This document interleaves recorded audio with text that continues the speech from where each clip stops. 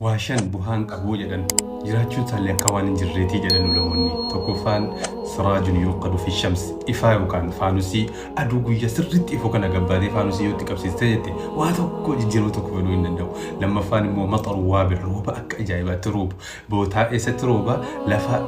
سوق دتبايتو يوتي تروبي جدن بشان ديسان دوغو لافي سنتاو لفا سنالات اللي بكلان توكو بكلو إنندو تلو روبي جتشو إني سدفان امرأة حسنة دبرتي أكا أجايبا بريدو إيرا جامعة يويرمتي جت يوكان مو إيرا دبرتي وجنجراتشو ندندني يويرمتي برين نسيدو وان ملفتي بدي جتشو إني أفرافان مو نياتا أكا أجايبا تكوباي نياتا سنة ماتشا يوكن نامي يوكان مو نما كوفي يوكن نامي واتو كوي جيرو توكوفي ندندني جتشو إني شنفان مو نمتي خيري تلتو جيزي وندتي أولا تكو بالتهم بيني nyaatee tuma kan cal jedhu kun shanan bu'aan qabu jedhanis. Of eeggannoo yookaan yaadachiisa nama minxaa fi suuraa adda addaa qabu irratti salaatu yookaan masjadaa suuraa adda addaa qabu irratti nama salaatuuf irra baay'een keenya minxaa fi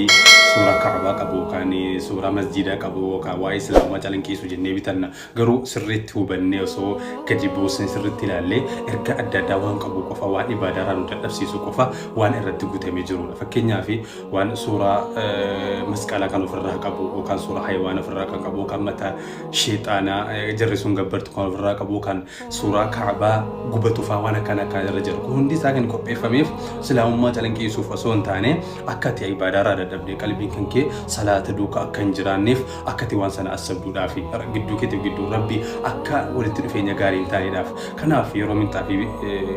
salaataa bitattan waara salaataa yeroo bitattan waan qulqulluu amma danda'ameen suuraa adda addaa kan ofirraa hin qabne irra caalaan waan suuraa ofirraa hin qabne waan gaarii osoo bitannee gaariidha. Akka salaata gaarii sirriitti irratti salaannuuf jecha